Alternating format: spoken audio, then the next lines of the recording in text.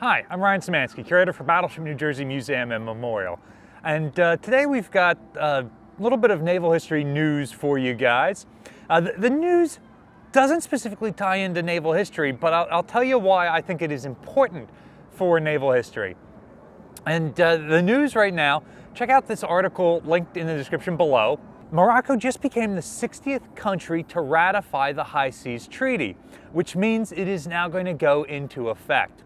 And this is a really big deal for naval history, in my humble opinion. So the main gist of the treaty is we're going to protect 30% of the world's oceans, which is then going to help with fisheries and overfishing and destruction of the environment and that sort of stuff, which honestly isn't stuff that gets me out of bed in the morning. It's not stuff that excites me. Obviously, I want a clean planet, but this isn't the sort of thing that would normally excite me, except in the last year, we've gotten to see two different expeditions. Just a couple of months ago, we made some videos about how Dr. Ballard had returned to Iron Bottom Sound and was doing a new expedition off Guadalcanal.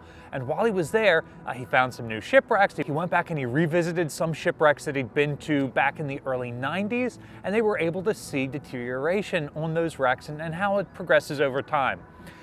And it was really, really hard looking at these wrecks, these grave sites, these underwater memorials to this battle, these archaeological sites, just these hugely important sites to naval and world history, because some of the ships were just covered in fishing nets and they'd been heavily damaged by trawlers dragging their nets over them, and the nets of course getting torn up on the steel wrecks and getting stuck there, and how dangerous that made it to operate ROVs near the wrecks. And of course, these underwater vehicles need to operate close to the wrecks. There's no light down there, so they have to get relatively close to illuminate the wrecks to actually get any sort of survey conducted. And some of the other wrecks were just covered in trash, plastic bottles and things like that, that almost certainly didn't originate in the Solomon Islands, but various tides and currents and things had washed them into Iron Bottom Sound. And then as this garbage comes in from other places, it just gets stuck on the sea wrecks, and now it's all stuck there, which is ugly. You don't want to see a cemetery that's covered in trash like that. You'd be offended by that. But if you are coming from more of an ecological side of things, fish absolutely love shipwrecks. And now we've got all these fish and turtles and other stuff getting stuck in plastic bottles and garbage like that. It's a double disaster. But earlier in the year, we got to see a very similar expedition where they returned to Midway, and they did a really good survey of the aircraft carrier Yorktown. They looked at some other sites there, and it was incredible to see the condition that Yorktown was in and all the growth and the life that was around there, which was kind of incredible because off the top of my head, I think the wrecks around Guadalcanal are about a half a mile underwater. The wrecks at Midway are 3 miles down. That is a lot of pressure, a lot of cold temperature. It's a pretty tough environment to operate in.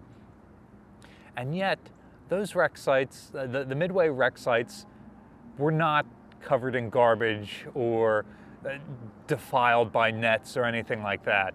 Part of the success of these wreck sites is that they reside within the Papahānaumoku Akea National Marine Sanctuary, which is currently the largest wildlife preserve anywhere on the planet.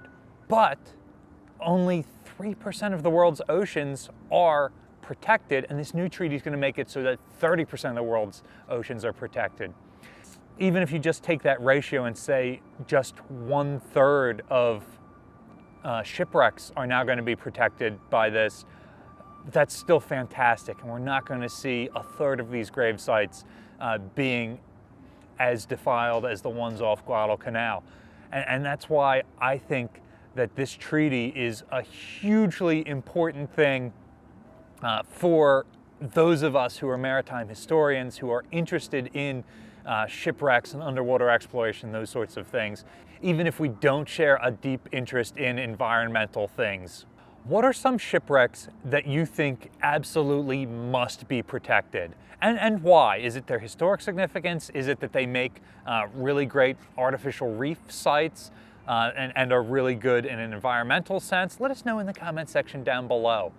Battleship New Jersey receives operating support from the New Jersey Department of State, also from a number of other businesses and private individuals like yourselves. We really appreciate that support. There's a link in the description below if you'd like to donate to support the museum.